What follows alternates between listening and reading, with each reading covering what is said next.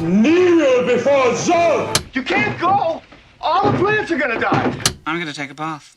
Bad dates. I'll alert the media. Boys, keep off the moors. It's evil! Don't touch it! The name's Pliskin. No more hangers!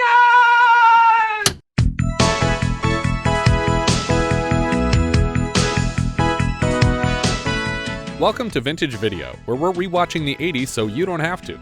We'll be reviewing every major film release of the 1980s in chronological order, overanalyzing what you've seen and spoiling what you haven't. I'm Patrick O'Reilly. I'm Jesse Bayless. And I'm Richard Wells. And today we're discussing Halloween 2, released October 30th, 1981. It was written by John Carpenter and Debra Hill, directed by Rick Rosenthal, and released by Universal Pictures. On October 27th of 1978, John Carpenter's Halloween hit theaters and was a runaway success. On a budget of less than $250,000, it brought in $70 million in the box office, and a sequel was inevitable. The first film tells the story of a young boy named Michael Myers, who killed his sister on Halloween night in 1963, and after years of incarceration in a sanitarium, breaks free and returns to his hometown of Haddonfield to wreak more havoc on the anniversary of his first killing.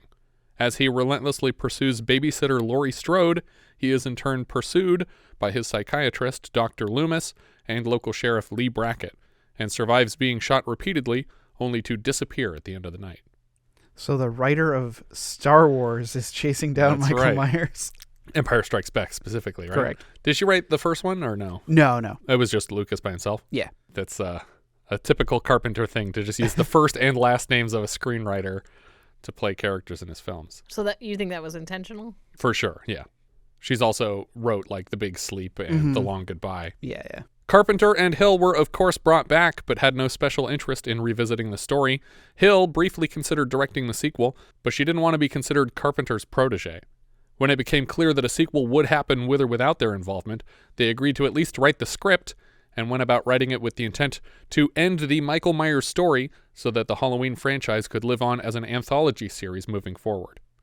It was originally set in a high-rise apartment building, but to close the time gap from the first film, it was later decided that it should take place minutes after the first film, and the scenes were rewritten to take place mostly in a hospital. I like that choice. Yeah, I think it works really well.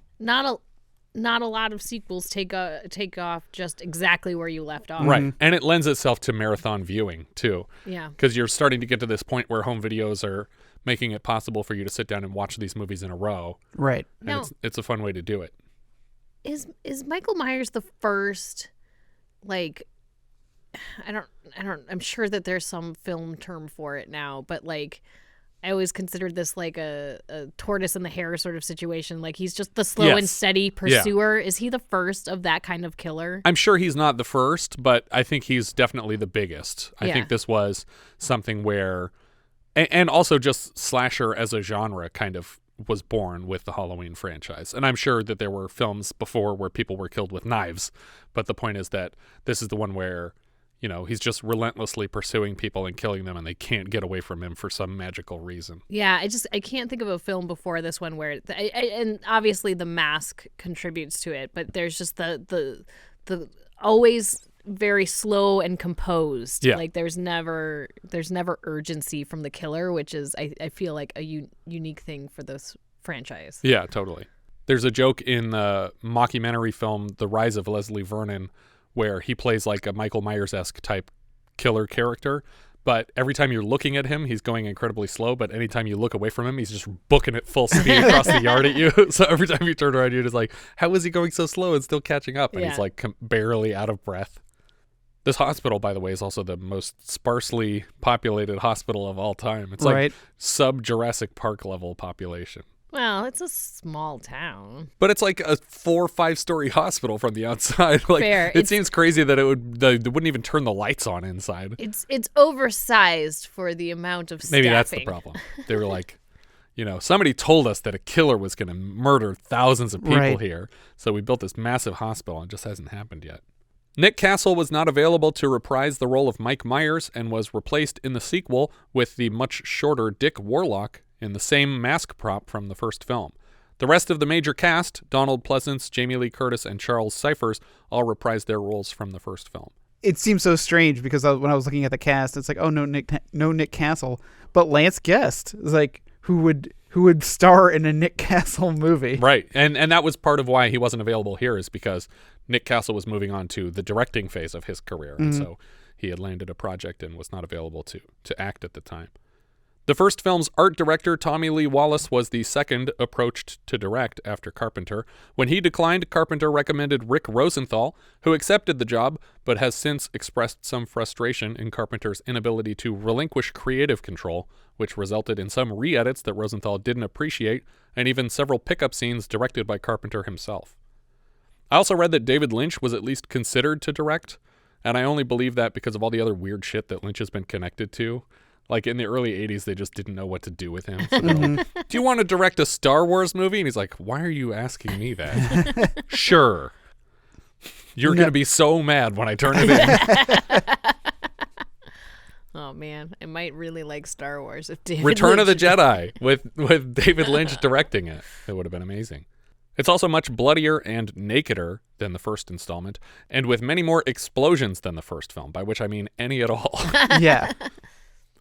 Carpenter has admitted to being embarrassed by the film's much derided twist and has blamed it on a steady diet of beer during the screenwriting process, because he did not have his heart in this film. And while it didn't make as much as the first film, it was still the highest grossing horror title of the year, despite being nowhere near as good as My Bloody Valentine.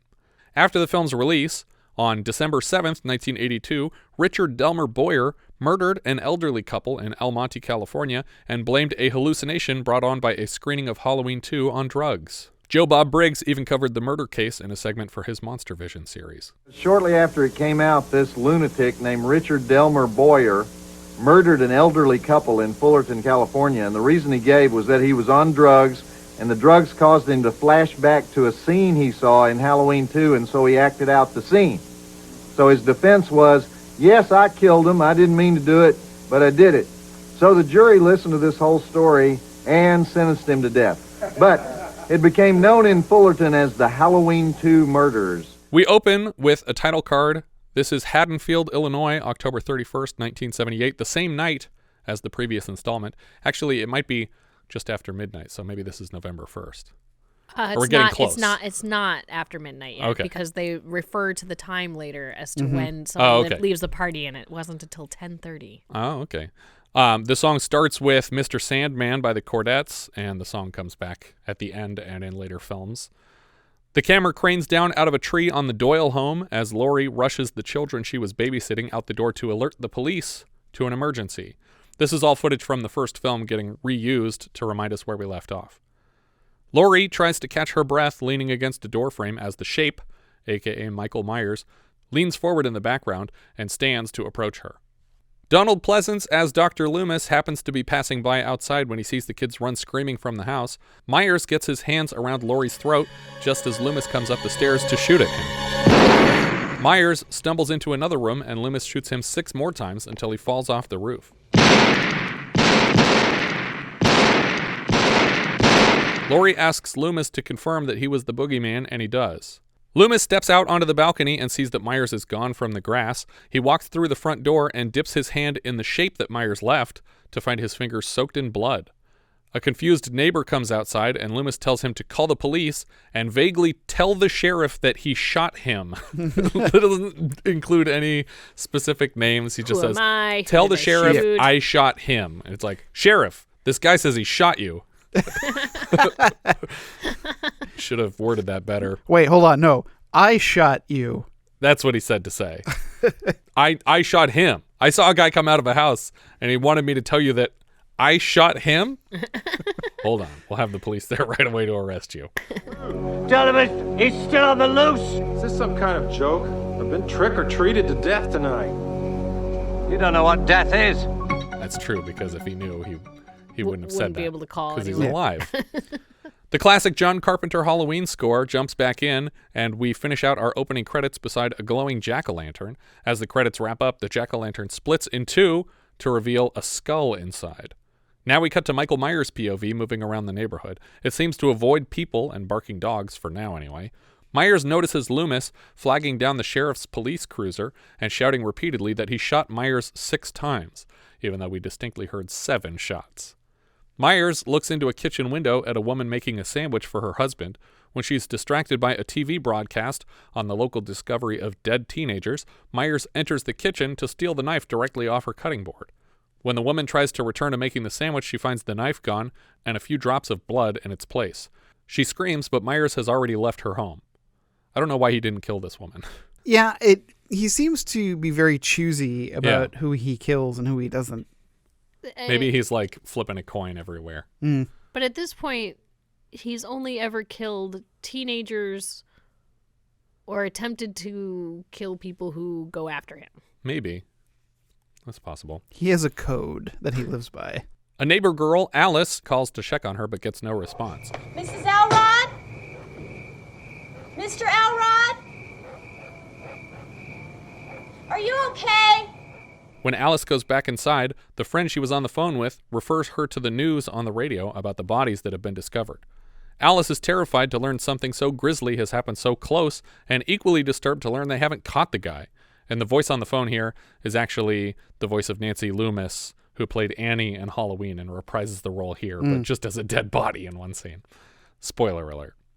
She's startled to find her front door open and calls out to whoever might have opened it, but they don't respond. As she looks through the living room, Michael Myers appears beside her and stabs her in the throat, killing her instantly. We cut to another police car rolling up outside the Doyle home. We see a pair of EMTs carry Laurie Strode to an ambulance. She pleads with them not to put her to sleep. Just as Laurie is arriving at Haddonfield Memorial, a woman is leading her son, who is bleeding from the mouth. She mentions that he bit into some Halloween candy that had a razor blade in it. You can actually see the razor blade in one of the shots in his mouth, and I'm just like, why is it still there? Take the thing out. No, you're supposed to leave it in. Yeah. Because otherwise it'll bleed everywhere. Well, you try to talk to him, and he tries to respond with a freaking razor blade in his mouth. That reminds me of Clone High. Oh, God. When Abe Lincoln eats the pigs in a blanket that have a razor blade in them. Why does my mouth keep getting cut open? But yeah, apparently the kid eating the candy with the razor blades in it was supposed to hint at what Carpenter had planned for an anthology series, that it was going to be a part of a different story that they would delve into the next time. But they didn't do that. So the third film has nothing to do with razor blades and candy. But I think the second you come back to Mike Myers, this isn't an anthology. Right. You know, that's gone. Yeah, it does seem like the concept's ship gone. has sailed if you're already doing 2 in a row about the same guy. Yeah. It's like if the second Pixar movie was Toy Story 2, which maybe it was. I don't know. It was like A Bug's Life. Yeah, that sounds right. Yeah, maybe. The doctor attending to her, Dr. Mixter, seems to recognize Laurie and administers a sedative right away against her wishes. See, that's the worst character name you could ever give anybody. And apparently it's not a reference to what he does in the film. It's literally the name of a friend of John Carpenter's again. Right, but Don't give it to this guy. It's such a hard name to say or understand. Yeah. Because it's just, it's like are you saying mixture? No, like, it's Mixter. Mixter. Like Never trickster. Heard that name. Yeah.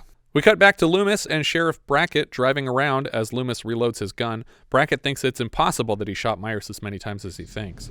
You think I'm lying, Sheriff? I think you missed him. No man could take 6 slugs. I've told you this isn't a man. But this is where the movie has already kind of got me on board. Yeah. Is because the sheriff is 100% like, I totally believe you that there's a killer. We're past all of this. No, you're crazy. There's no one out there killing. He's like, no, there's absolutely a killer. We need to find him. Load your gun. Because a noble sheriff. Psychiatrist, load your gun next to me. That's totally reasonable. That's where we're at in the story. Suddenly, Loomis is shouting at Brackett to stop because he sees Michael Myers on the sidewalk behind a pack of trick-or-treaters. He tries to fire on Michael Myers, but Brackett wrestles the gun away from him. Thank God. Thank God. It didn't save the guy a lot of time. Yeah. But I think... in fact, it probably would have been better had he shot him. Oh my God, yes. Maybe it would have. He might have survived. Myers wanders away from them into the street where he is struck by a police cruiser doing 70 down a residential street on Halloween night before smashing Myers into a parked van where both cars explode in a ball of fire.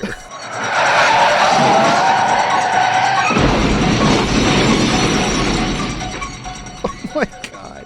What the hell is happening in this movie? This is the first moment that I was like, this is not Halloween 1978. This is crazy that this is happening. I admittedly looked away from the screen. Oh no! For like a half a second, like I don't know, like things turned. Yeah, I was like, and I looked back because I heard an explosion. I was like, "What happened?" And then the cop like literally falls out of the car to get away from the flames. He's like, the guy came out of nowhere. It's like, what are you fucking talking about? He was right in the middle of the street moving like 1 mile an hour. Why are you flying down the road on a Halloween night? There's kids out here. Yeah, there's kids everywhere walking across the streets. I thought, because you know what I thought happened? Because I immediately rewound it. I was like, oh, he thought it was Michael Myers. So he did it intentionally. He did it intentionally. Nope, just a coincidence. But also, like there was nothing causing the car to skid out of control. Like there's no reason behind why he did this. No, he just full on plowed into this guy and killed him. The man playing the vehicular manslaughter cop is Dick Warlock, who we've discussed on the show as a regular stunt double of Kurt Russell's, and who also plays the part of Mike Myers in this installment of the Halloween franchise. But not in this instant of Mike Myers. Well, this is a Mike Myers. This is just a guy in a Mike Myers costume. Spoiler alert. Which, okay. Yeah, the movie's over, by the way. Did I mention that? This is the last scene. Okay, so that leads me to my next question about... I think I understand. Is this just a regular costume that a whole bunch of people potentially could be wearing this evening? Like, apparently, because he stole this mask, the way it looks, from a hardware store in the first film. Mm-hmm. Okay, so this is just... So this is a mask that exists. This is an existing mask in this world that many, many, many people might have. And on also Halloween. might pair with some coveralls for no fucking reason. Yeah. Like, why are they wearing the same rest of the outfit? So this isn't a character from a show that everybody knows. But it's similar to something like in the Scream universe. Yeah. There is a Scream mask that is just a Halloween costume that anybody could have. Yeah, but it's not like a Scream mask. I think makes a little bit more sense than it's like, look, I'm Custodian Kirk, like albino Kirk. What the hell is this? Why do you look like that? I don't understand. Because they always give it like a name. For like what the costume's supposed to be. Yeah. Like the knockoff Wednesday, was it Midweek Cutie? That's great. I want that job. I want to have the job to name the knockoff Halloween costumes. That would be a cool job. Another police car skids up and informs Sheriff Brackett that 3 bodies have been discovered across the street from the Doyle house, and one of them is his daughter Annie.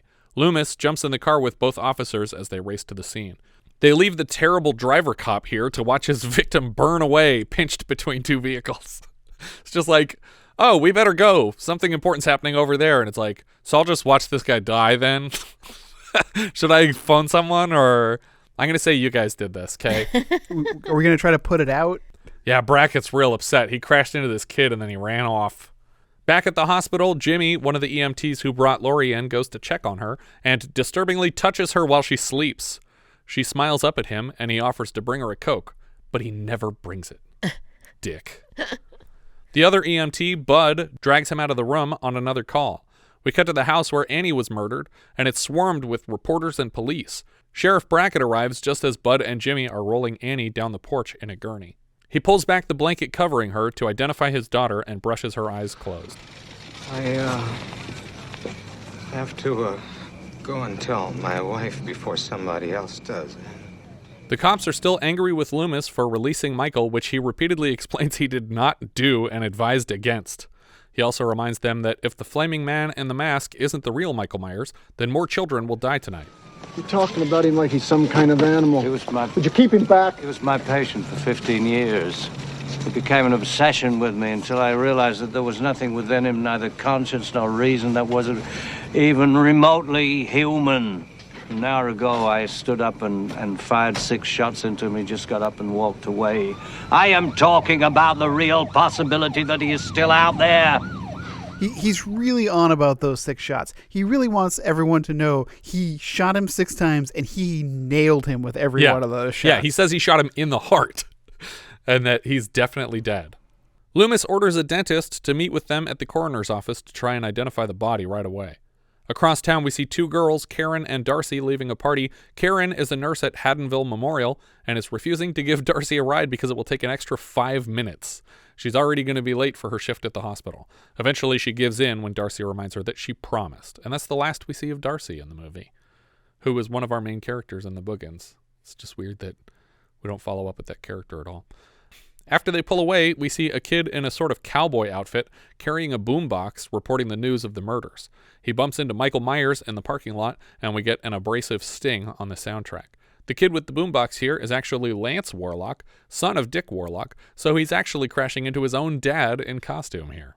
The radio broadcast mentions Laurie Strode is being held at Haddonfield Memorial, and so Myers begins to walk straight there. He literally walks around a corner past a sign that says, Haddonfield Memorial, that way. Because she had to drop off Darcy at home, Karen is getting to the hospital at the same time Myers does. Bud is smoking a joint in the hospital kitchen and fantasizing about ordering a pizza instead of just doing it. A security guard reads the newspaper and listens to the bombastic score of Night of the Living Dead, because it was public domain at the time, coming from his office television, while he ignores the actual security monitors on which we can see Michael Myers crossing the hospital yard toward the building. Karen pops into the kitchen to flirt a bit with Bud, and after she leaves, he sings an improvised rendition of Amazing Grace. Amazing Grace, come sit on my face. Don't make me cry, I need your pie. Jimmy gets frustrated with Bud's sense of humor because he can't help thinking about if his brother had been a victim of this killer. Bud warns him not to get too involved with their patient, Laurie Strode, but Jimmy marches off to her room anyway. As he moves down the hall, we see a door closing slowly to imply Myers is behind it.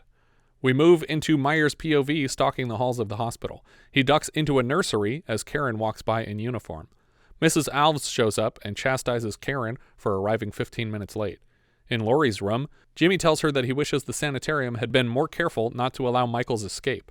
This is the first she's hearing that the man who tried to kill her was the Michael Myers. In the Myers house? That little kid who killed his sister? Yeah. But he's in a hospital somewhere. He escaped last night. How do you know? It's all over the radio. Television, too. It's on right now. Mrs. Alves pops into the room and kicks Jimmy out again. She tries to dial out from the phone in the room, but the line seems disconnected. After she leaves, Laurie verifies the phones are out herself. So is the implication that Michael Myers yes. went into the hospital, went down into the basement, into the phone room, and cut the line. Cut the lines. And I think that she realizes that right away, because when she's holding the phone to her head and and saying like, why me? Why is this guy coming after me? That she's like, wait a minute. These phones didn't just randomly cut out. This guy is still after me. And I bet he did this. Like, I think that's the first suspicion that she gets, that he's on his way here. But Michael Myers went into the sanatorium as a kid, right? Right. So how does he suddenly have a knowledge of, like, floor plans and where telephone rooms might be? And well, he's not a man. There you go. He's phone sensitive. Another nurse, Janet, is sent to mention the phone problem to their security guard, Mr. Garrett, like he is for some reason qualified to fix it. He's a security guard. He has a flashlight. You think he's going to fix your phone? Outside, we see the man wave a flashlight at some power lines for a while, and then a bunch of dumpsters. He opens one of them, and a cat leaps out and tackles him to the ground. Like, fully knocks him over completely. From outside, he notices a busted master lock on a door through which Michael Myers may have gained access to the building. He tries to radio Nurse Janet that someone has broken into the storeroom, but the signal isn't coming through very well. He suggests calling the sheriff, but again, the phones don't work. Mm-hmm. That's what you were investigating, so that's not going to happen. He finds another broken lock on a cabinet, and when he opens it, a pile of boxes avalanche down on him. Then he finds another one, really stretching for time here. Nothing interesting inside, and when he closes the cabinet, he reveals Michael Myers standing in front of him. Myers buries a hammer claw into the man's head. Do you recall the last time we saw a killer bury a hammer claw into the skull of a man in uniform? Student bodies? No, further back, but still this year. Friday the 13th, part 2, while he's investigating the house in the woods. He gets a hammer in the skull. Unable to reach the man, Janet abandons her post and returns to the floor. At the coroner's office, the body of the man pinned between two cars is revealed, burnt to a crisp. He looks exactly like the perfect s'more to me. Like, that's the way I like them. Just charred skin, black all the way around, but bright white teeth. Gross. What the fuck? Where are you getting your marshmallows? The man inspecting the body says that the lack of fillings indicates to us that the boy is likely 17 or 18. Michael Myers is 21. I'm 39 and I don't have any fillings. Is that all you're going by? Well, to be fair, like, dental identification of bodies is very iffy. Yeah. It's not super reliable. Well, I mean, I'm sure that the sanatorium has dental records. Yeah. But it would take too long to get them. Yeah. So they're just trying to make a cursory glance of like how old, because if it was like a 12-year-old kid who was just like really tall, yeah, like you would just know. But it does seem like it shouldn't take that long to check these teeth against Michael Myers' teeth, which are for sure 100% on record. Yeah. Like, I bet like Loomis probably has a bite somewhere on him that he could just hold up to these teeth. Yeah. And be like, no, it's not him. But what I've learned here is, in order to preserve my youth, I need to die by fire because people will think I'm much younger than I am for not having any fillings. Oh my God. This is a baby. This is a baby you guys set on fire. So neither of you guys have fillings? Nope. Wow. That's crazy. Maybe I just... Dentists hate this one trick. Yeah, Stop going to the dentist. No, I go to the dentist and I don't have fillings. I stopped going the day they told me I needed fillings. Yeah. I was like, I need what? Bye. Every tooth you say. They decide to resume their manhunt full force. An angry crowd has gathered around the Myers house and are just tossing rocks through the windows. But local police warn them away from the property because he's not here. This is just a house, guys. But no one lives there, right? I mean, this is right. This and is there's also a cop upstairs. But the house is empty because in the first film, Mr. Strode is actually a real estate guy and he's trying to sell this house. So it is empty at the moment. They continue throwing rocks anyway like a bunch of lunatics. Insanely, no one thinks they should burn the place down. I feel like that would have been, a go-to move for these people. But again, I'm like totally like on board with like the mob mentality. It's like, man, everyone is just like, yeah, Michael Myers is real and he's doing this and we need to. Yeah. And if we can make him mad by breaking a window in his childhood home, let's go throw rocks at it. Loomis arrives with acting Sheriff Hunt, who orders the crowd to disperse. He tells Loomis that it used to be the only gunshots you'd hear in town were to start a track meet. But now it's to start a track meet and a psychiatrist shooting at his patient. Or random children in the street if you let him. Loomis is the only person shooting a gun so far. While they have this conversation, Hunt is smoking a cigarette and he hands a cigarette to Loomis, and Loomis doesn't smoke, so he just puts it in his pocket. And then he hands the lighter to Loomis to light his own cigarette, and because he doesn't have the cigarette anymore, he just puts the lighter in his pocket. That's such a great setup for something later. Like it's like how do we get him to have a lighter in this scene? It's like you could just make him a smoker. Every other character in the movie is a smoker. Why do you have to set that up? People just have lighters. Yeah, this is 1981. No, it's not. It's 78. Even more people then. Loomis explains that the staff underestimated Michael because he spent 15 years in near complete silence. He was an ideal patient for so long that they forgot what he was capable of. They're interrupted by a couple of boys who are worried about their missing friend Bennett Tramer. He was real drunk. How old is he? 17. He had this stupid mask on. What kind of narc friends are these, putting Bennett on blast to the cops for underage drinking? Are they really worried about him, or do they just hate him? Like, I feel like I would wait a day before I bother the police. Like, my friend is missing. He was really drunk, and he's not allowed to be drunk yet. We last saw him pinned between two cars. Yeah. I lost sight of him. I looked down for a second. He was standing in the middle of the street, and then I saw this big explosion. Anyway, one of these two kids reporting their friend for underage drinking is actually Billy Warlock, another of Dick Warlock's children. So it seems like the name Dick Warlock is quite true. Yep, it turns out he is a Dick Warlock. Bennett Tramer is a name that we first hear in the first film because Laurie has a crush on the boy, but unfortunately one of these cops also has a crush of sorts on the boy because he smashed him into a van. So Laurie was almost killed by a masked maniac, and her crush was demolished by the police in unrelated incidents within hours of each other. Back at the hospital, Karen is paged to a room, and when she gets there, she's dragged into bed by Bud, who was hiding under the blankets. Are there, like, other patients in this hospital that we don't see? No. Then why is she reporting to what should be an empty room when she gets paged, if she doesn't expect that it's Bud in here? Because she seems surprised by it, and she's annoyed at first, but then eventually joins him in the bed. He invites her to the therapy room down the hall, and she agrees to join him as long as they leave the door open so that she can hear if any babies start to cry. Because then I start lactating. What? No, I mean I have to go help them because I'm a nurse. We see Laurie sleep. Assume she's going to be a wet nurse. Because of the hot tub? Or sexy man? We see Laurie sleeping for a moment, and we cut into the dreams she's having, which seem to be blurry flashbacks. Why won't you ever tell me anything?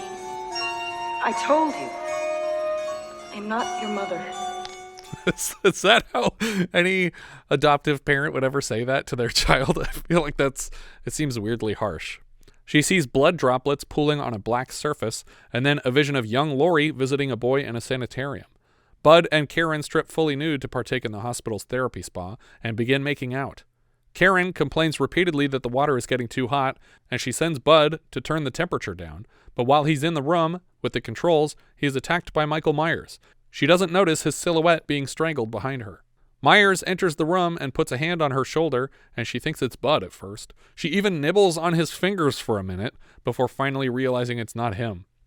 What do you think these fingers taste like? Do you think that's a statement on Bud? That his fingers taste indistinguishable from Michael Myers? Like he was just in a hot tub and his fingers still taste like Michael Myers' fingers? Dry Michael Myers' fingers? No. They should be covered in blood. He moisturizes. With blood. Moisturizes?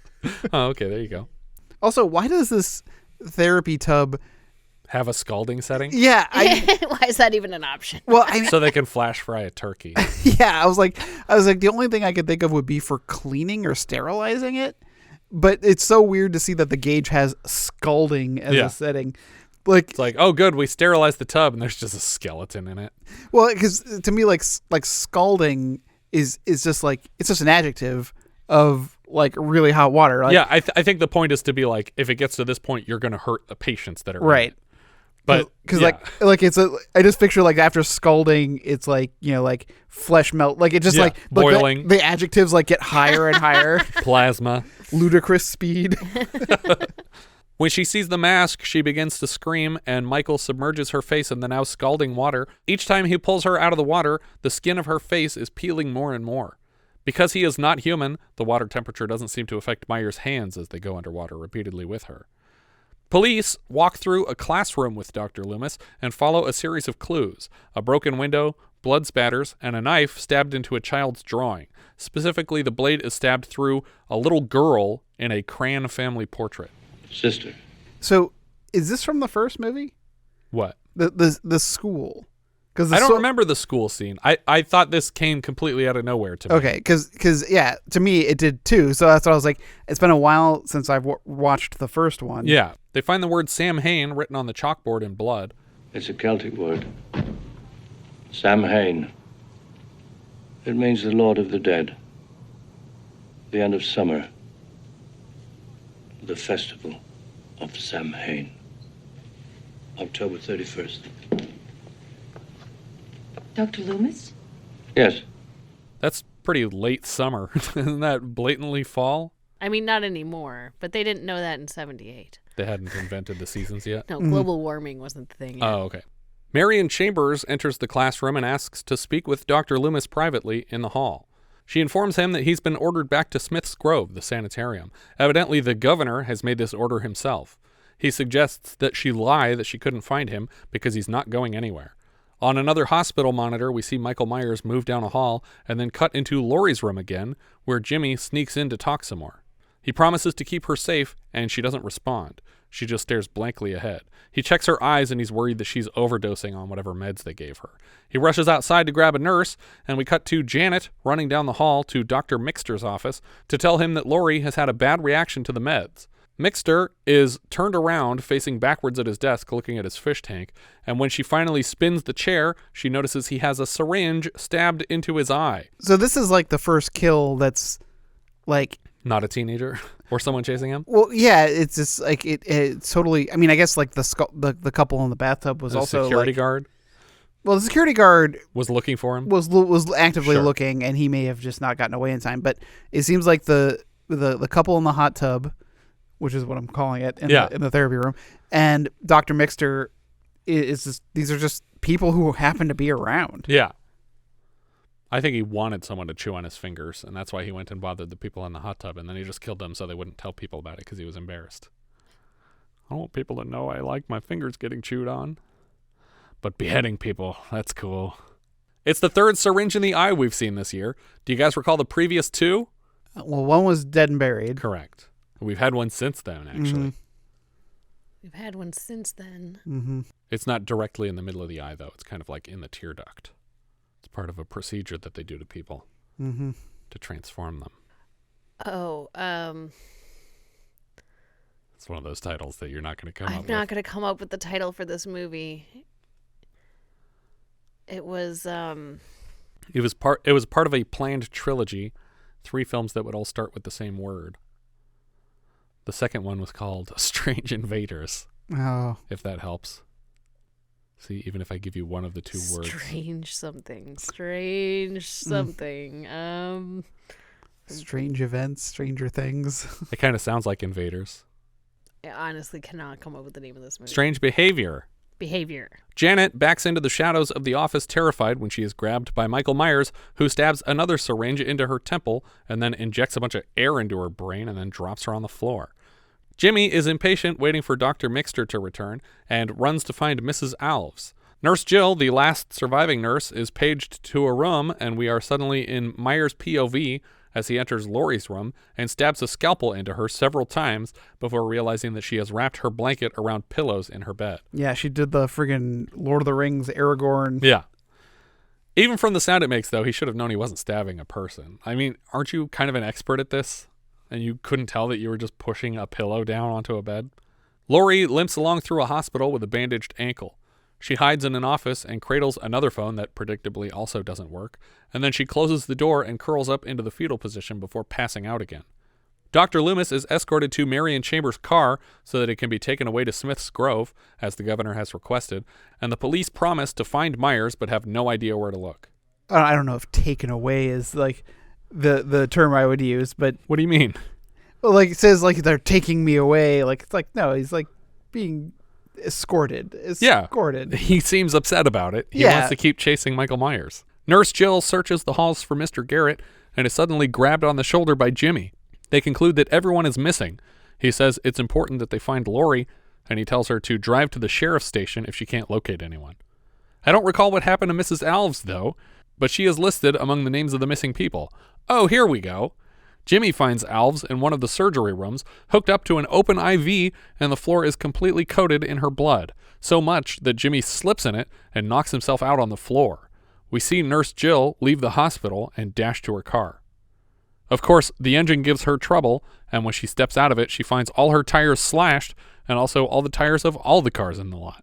If this were me, I wouldn't just go back into the hospital because I would assume that that's why they did this to the cars. Yeah. I would just fucking leave and hitch a ride to the sheriff's station. Michael Myers literally just walked here from around the corner. Also, fun fact, if all the tires on your car are flat and it's an emergency, you can still drive. Well, but her car wasn't starting. Her car wasn't starting, but she didn't try every car in this lot. But she doesn't have the keys to those cars. You don't need the keys. But also, nobody's not going to stop for Nurse Jill. She's like the cutest one. If she goes out to the road and goes like this, she's got a ride. Back inside the hospital, Jill is excited to find Laurie in the halls, and as she tries to get her attention, Michael Myers steps out from behind the nurse and buries a scalpel in her spine, lifting her several feet off the ground. Her shoes fall off her feet, and he drops her to the floor dead. Laurie makes a run for it and tries to block the hall behind her with gurneys and such to slow the shape down. Laurie crawls around the boiler room looking for a way out and bumps into the hanging corpse of Mr. Garrett. As Myers approaches her, she manages to climb some shelving and dive out a window into the neighboring storeroom.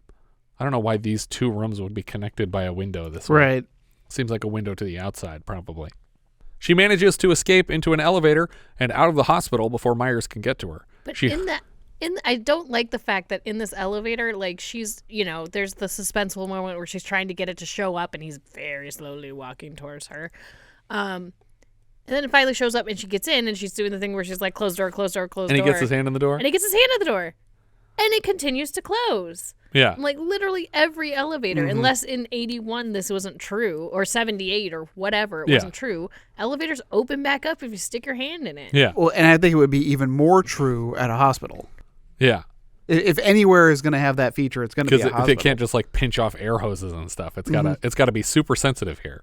She hides in a car in the parking lot and keeps her eyes on the hospital entrance. On the way back to the sanitarium, Marion tries to give Dr. Loomis some important information, but he interrupts her to rant about the history of Sam Hain, like that matters. She finally tells Loomis that a new file on Myers has been unsealed by order of the governor. That girl, that Strode girl, that's Michael Myers' sister. She was born 2 years before he was committed. 2 years after, his parents died and she was adopted by the Strodes. The wording here bothered me. I feel like I should have said 2 years later his parents died. Because it makes it sound like she was born 2 years after her parents died? Yeah. How did that happen? How'd you get a baby out of a 2-year dead corpse? Legally dead. 2 years after, his parents died and she was adopted by the Strodes. They requested that the records be sealed in order to protect the family. Jesus, don't you see what he's doing here in Haddonfield? He killed one sister 15 years ago. Now he's trying to kill the other. Loomis orders the marshal driving them to take them to Haddonfield Memorial instead of the sanitarium, and at first, the man refuses. Loomis puts a gun to the man's neck and then turns the gun to fire a warning shot through the passenger side window before the man flips a Yui and races to the hospital. What does you fellas usually do? Fire a warning shot, right? Yeah, his line here is great. It's like, what is it that you do? A warning shot? And just fires but it reminded me of Snatch when they got the replica gun in the car. And he fires it and all the windows just blow out. Because your gun has replica stamped down the side of it. And my gun has Desert Eagle .50. Laurie is still hiding in the car in the parking lot when Jimmy suddenly gets to her. He seems dazed and he can't get it started and eventually passes out at the wheel with his head on the car horn. And it took me a while to realize that he's still just dazed from hitting his head in the blood. Right. He never actually saw Michael Myers. No. He slipped in some blood and now he's just concussed. Yeah. Laurie tries and fails to get Jimmy's car started and then opens the door and falls out into the parking lot. As she crawls back toward the hospital doors, she watches Loomis, Marion, and the marshal enter, but she can't summon a voice to scream for their help until the doors have closed. She suddenly notices Michael is behind her and pounds on the doors for someone to let her in. They open the door for her and lock it behind her, but Myers walks right through the glass like it's tissue paper. Loomis unloads 5 rounds into the killer, and Myers collapses to the ground. That's 11 now. I'm up to 11. Yes. Well, 12 if you count all 7 from earlier, but I lied about them and said it was only 6. The marshal insists that Myers is dead, but Loomis says he's still breathing. Loomis tells Marion to get on the marshal's radio in the car outside to call for help. The marshal gets needlessly close to the killer on the floor. Get away from him! But he stopped breathing! No! The killer springs to life and slits the marshal's throat. Loomis and Laurie retreat down the hall away from the approaching Myers. Marion gets through to the sheriff's station and orders backup to deal with Michael Myers. So basically, like, the day is saved already, technically. Yeah. Unless it's like when the Coast Guard showed up to save the day in the island. It's like, that didn't work out so well. Loomis and Laurie hide in an operating room, and Loomis tries to give her one of his guns. I don't know why. Guns clearly don't work on this character. Loomis tries to shoot Myers as he breaks through the door, but his gun is empty, and Myers stabs him in the chest with a scalpel. Myers approaches Laurie slowly, with the scalpel raised, and she fires 2 shots into his head with Loomis's extra gun. 1 through each eye. Yeah, I was gonna say it's not just randomly in his head. It's so precise that there are no bullet holes in this mask. Right. Just through the eye holes, and you can't really even see the bullet holes in the eyes, in the eye holes. It's just blood. Yeah, just blood pouring out of each of the eye holes of the mask as Myers swings his scalpel blindly. Because he can't see them, they can both leave the room right now very easily with no danger, but instead, Laurie stays sitting on the ground and Loomis starts pumping the room full of ether. He's just like, if I'm going to go out, I'm going out stoned. Laurie follows his lead while the disoriented Myers continues swiping the scalpel around. Now, is he more disoriented because they're filling the room with the gas? I think it's a combination. Okay. But they should be pretty disoriented. And it doesn't look like they're making too much of an effort to hold their breath here. Because this guy is inhuman from the lack of reaction he's had to everything else, that's happened to him.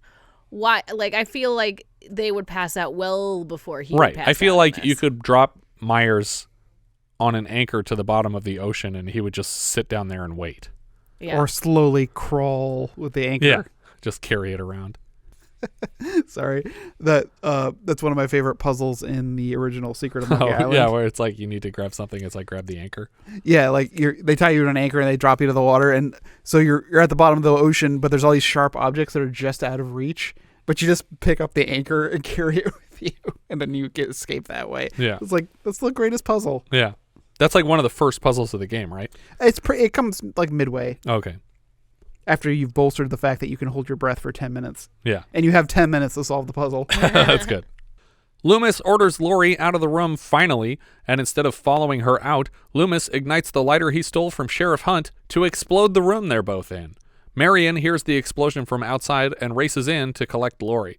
Myers, fully engulfed in flames, walks out of the explosion down the hall, but finally collapses. Sometime later, the hospital parking lot is crowded with police and fire trucks. Laurie is rolled across the parking lot in a wheelchair and hounded by reporters. They help her climb into an ambulance, and I really wanted it to just do a loop and drop her off here at the hospital. This is like, hey, here we are, record time. This is the closest to a hospital we've ever picked anybody up. That'll be $2,000. Instead, the ambulance disappears into the fog. Do you remember the last time fog? The fog? Yeah. We've probably had fog since then. That was like our 6th episode. But we've had other fogs. We see Laurie in the back of the ambulance staring straight ahead as the Chordette's Mr. Sandman begins to play again, and we see her flash back to the flaming mask on the hospital floor. The end. Now I'm going to talk you through all of the sequels. I didn't watch all of them. I watched everything up to halfway through Halloween Kills, and I basically know how that and Halloween Ends go from working on them. But here's the story. Listen up, here's a story about a little guy who lived in a blue house, and all day and all night and everything he says is just blue like him. Inside and outside, blue his house and a blue rear window and a blue Corvette, and everything is blue to him and himself and everybody around. I'm blue and da-ba-dee-da-ba-da. Halloween 3, Season of the Witch. Next season. Comes out right away next year. A cop tries to untangle a conspiracy involving the Silver Shamrock Novelty Shop, selling a very popular set of Halloween masks. It has nothing to do with Michael Myers. This is the first story where they just switched over to a new thing. Everybody hated it so much that Halloween 4, The Return of Michael Myers.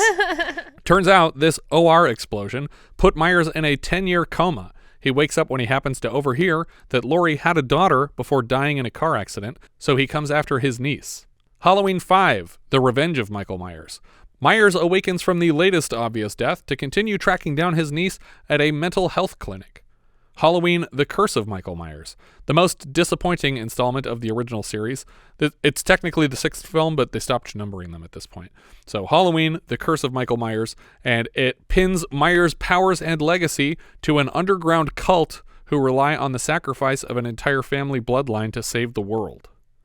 This was Paul Rudd's second feature film and Pleasence's last film, but it's fun that they got a couple scenes together here. Hold on. Yeah.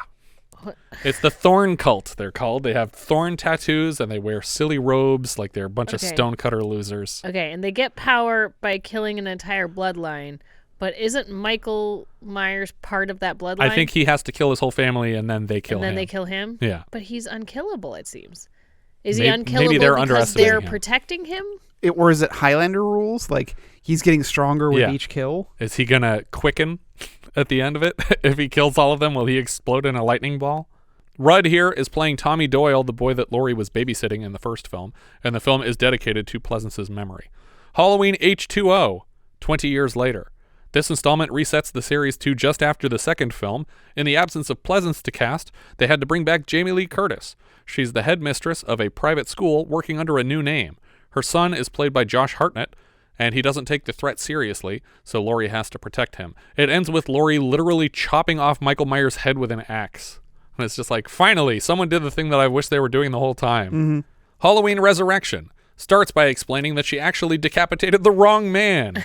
Unable to speak from behind the mask due to a crushed larynx. It was like a paramedic that he put in the mask, and then she chopped his head off. Laurie is thrown off the roof of a sanitarium and killed in the cold open of the film. Wow. And the rest of the movie is about a reality show shooting in the Myers house as Myers picks off the contestants one by one. It's the fucking dumbest fucking Halloween movie. So I have seen this one now. Yeah. Now that you've I thought the reality show one was H2O. Okay.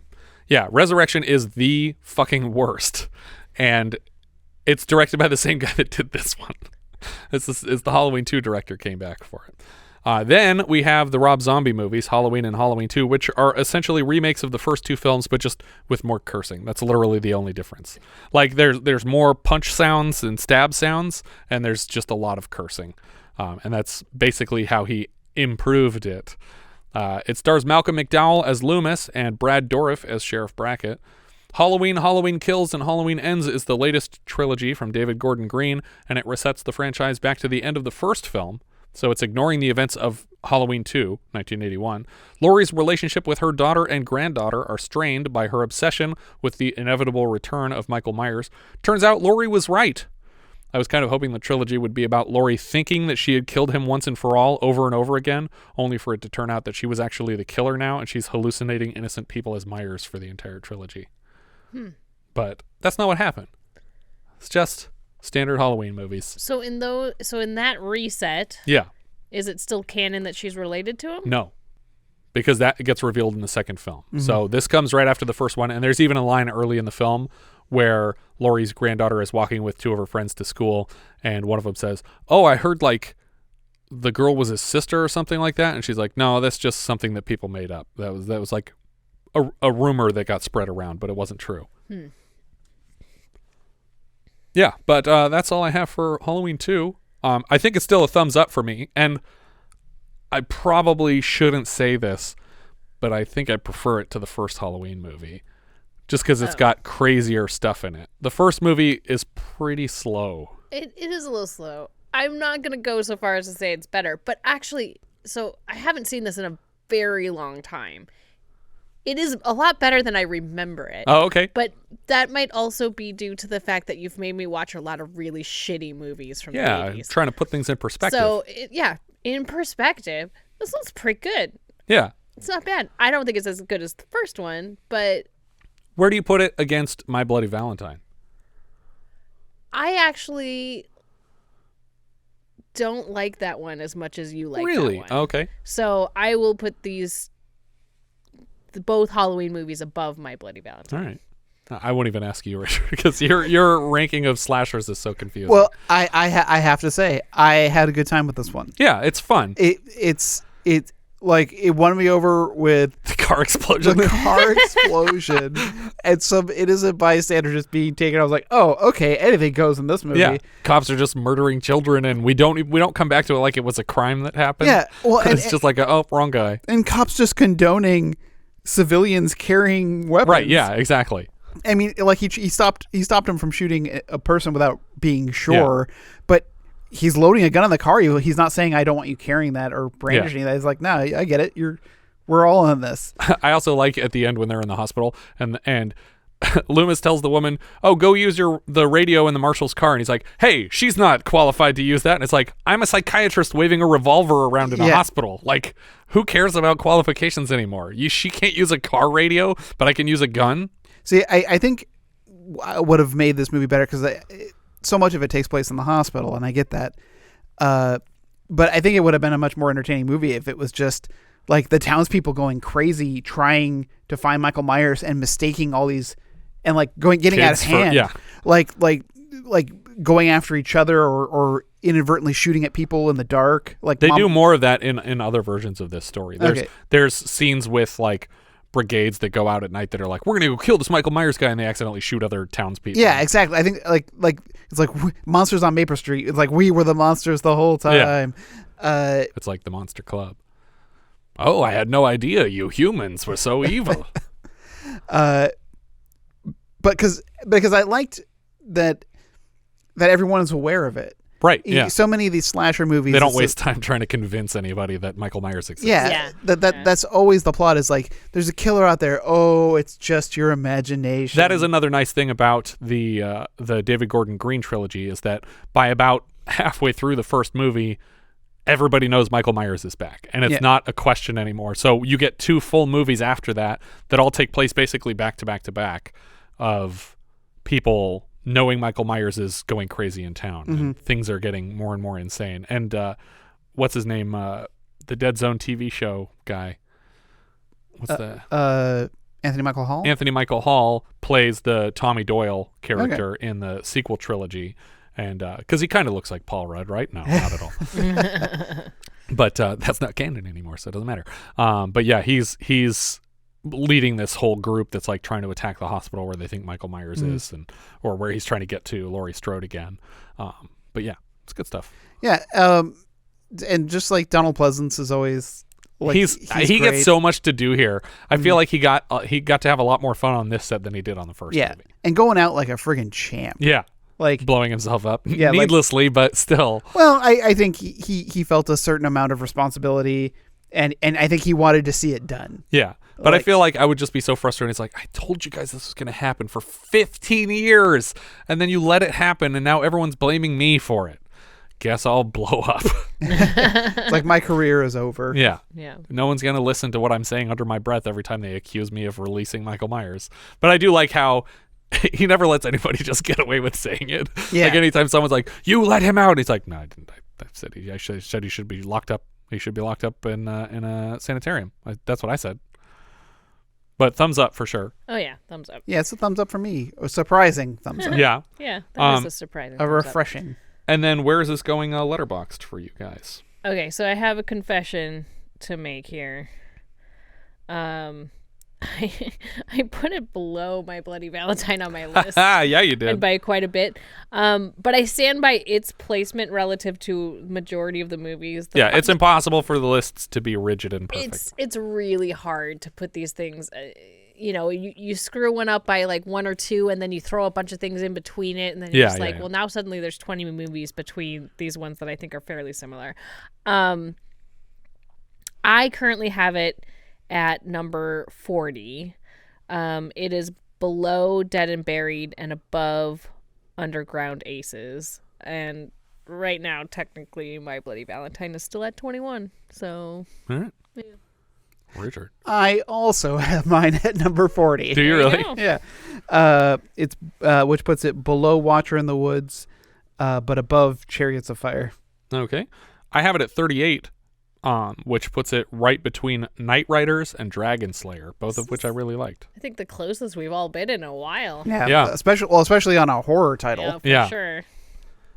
Our director here, like I said, was Rick Rosenthal. This was his directorial debut. Later, he helms Bad Boys in 1983, which is not the one you're thinking of. He also did a Witches of Eastwick TV movie in 92. He directed The Birds 2, which we discussed a bit in our review of The Birds, and more recently a lot of TV directing, Buffy, True Calling, Veronica Mars, Smallville, and the 90210 reboot. But he also comes back to the series, like I said, to direct Halloween Resurrection.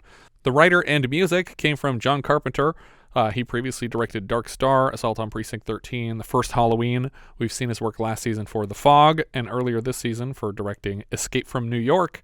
Next season he directs The Thing, and later Christine, Starman, Big Trouble in Little China, They Live, In the Mouth of Madness. Lots of great stuff. Writer Debra Hill previously wrote Halloween and The Fog, and Escape from L.A. She has character credits on all the Halloween sequels and The Fog remake, and hopefully a character credit on Escape from... Oh, no, she wrote Escape from L.A., not Escape from New York. But she created the character of Snake. No, she didn't, because she didn't write New York. She wrote L.A. Oh. The other music credit goes to Alan Howarth, who is a regular Carpenter collaborator on titles like Escape from New York, Halloween 3, Christine, Big Trouble in Little China, Prince of Darkness, and They Live. Cinematographer here was Dean Cundy, who also lit the first Halloween. We've seen his work so far on The Fog, Galaxina, Without Warning, and Escape from New York. Next season, he's back for The Thing and Halloween Season 3. I guess he was also in line for Poltergeist, but he told them, like, sorry, Carpenter's got a thing coming up. And they're like, but Spielberg wants you to come and do that. And he's like, sorry. Like, Carpenter got me started, and I promised them I would stick with them on this franchise. Carpenter's got The Thing coming up. Yeah. What thing? No, The Thing. The Thing. You know, The Thing. I told you about it. Who's that first? The Thing from space. Later, Cundy lights Psycho 2, DC Cab, Back to the Future, Who Framed Roger Rabbit, Hook, Death Becomes Her, Jurassic Park, The Flintstones, Casper, Apollo 13, and most recently, a couple episodes of The Book of Boba Fett. But I love the look of everything that he's done here. Yeah. I mean, he's famous for kind of like colorful and like well-lit scenes where you can make out everything. It's not like super mood lighting, but it's really fun. It's an adventurous atmosphere. The editor credit goes to Mark Goldblatt, who previously cut the first Piranha, and earlier on the show, Humanoids from the Deep, The Howling, and Enter the Ninja.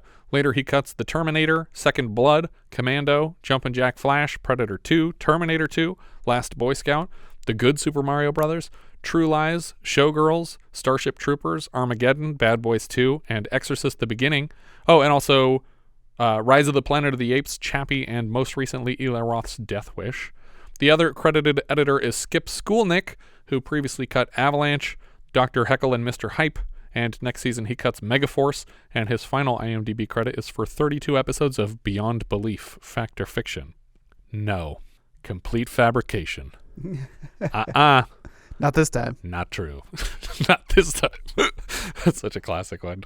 It's false. No way. Not this time. We created it. Not this time. No. Not this time. It's totally made up. Pure fiction. Jamie Lee Curtis played Laurie Strode. Her parents were Janet Leigh and Tony Curtis. She made her feature film debut with the first Halloween. We've seen her so far in The Fog, Prom Night, and Terror Train, and she voiced a computer in Escape from New York. She was almost in, do you remember what she was almost in? But her mom was like, no, she can't be in this. Actually, I think that's happened on a couple. But this one had Janet Leigh in it that we've reviewed. Was it Endless Love? No. No. I'll give you a clue. It's related to Easter, sort of. Night of the Lepus. Easter bunnies. I was like going through all the Jesus movies in my head. All of them? Well, we haven't covered a single Jesus movie. Well, I guess we did one. Well, and I was thinking of like, oh wait, what was that? What was that movie made for $7 by the Crazy Church? No, it was what was the Frank Sinatra? First Deadly Sin. Yeah, I was thinking of like like sins, like Jesus. Okay. Jamie Lee Curtis is back this season for Road Games and later A Fish Called Wanda, True Lies. More recently, she was awarded her first Oscar for her role in Everything Everywhere All at Once, and she has also recently reprised the Laurie Strode role in David Gordon Green's Halloween sequel trilogy. Donald Pleasence played Sam Loomis. This is his third time playing a Loomis after the first Halloween, and a 1972 film entitled Innocent Bystanders. He was also Blofeld in You Only Live Twice and The Forger in The Great Escape. After the detour of the third film, he returned for every sequel from 4 to his death after the 6th film. I love that scene with the Forger, though, where he puts something small on the ground by the door before they come to test him. Yeah. So that he can be like, look, I see that thing. Must have good eyes, right? Charles Cyphers played Lee Brackett. He previously appeared as Starker in Assault on Precinct 13 and Dan O'Bannon in The Fog for Carpenter, and later he's Charlie Donovan in Major League. He also returns as the character for David Gordon Green's trilogy. But yeah, Dan O'Bannon is another example. So this guy's actually been named after 2 screenwriters by John Carpenter. Jeffrey Kramer played Graham. He was Hendrix in Jaws and Jaws 2 and The Motorist in Clue. He's also a producer on a lot of 90s television like Chicago Hope, The Practice, and Ally McBeal. Lance Guest played Jimmy. He's Alex Rogan and Alex Rogan's beta unit in The Last Starfighter. He also takes over the role of Michael Brody in Jaws 4. Pamela Susan Shoop played Karen. She has mostly TV work outside of this, and Empire of the Ants in 1977. Hunter Von Leer played Gary Hunt. We last saw him as Lieutenant Bob in History of the World Part 1. Dick Warlock is the Shape / Patrolman number 3. He was a stuntman in nearly every Kurt Russell movie so far. We've also seen him in The Nude Bomb, and he's back next season as a Norwegian in Carpenter's The Thing, and an assassin in Halloween 3 Season of the Witch. Tawny Moyer played Jill. She's back next week as a warrior housewife in Looker. Cliff Emmich played Mr. Garrett. We saw him most recently as an obese fight promoter in All the Marbles. Nancy Stevens played Marion Chambers. She was also a stewardess in Escape from New York earlier this season. I assume that's on Air Force One, right? That's the only plane that we see in the movie, Yeah, right? I mean, it must be. And that's Donald Pleasence again as the president, right? And she's not the one who takes over the plane, right? No, that's like the co-pilots all like switch allegiance in the middle of the flight. No, I don't know, actually. Maybe she is one of the ones that goes crazy and takes it over. I forget. Alan Halfrecht played announcer. He was Chuck Strell in 9 to 5, Coach Dunbar in Footloose, and Dr. Marcus in Coma. Lucille Benson played Mrs. Elrod. She was Gas Mama in 1941, and Rose Metcalf in Amy earlier this season. This was her last feature film. God, I remember her in 1941. Yeah.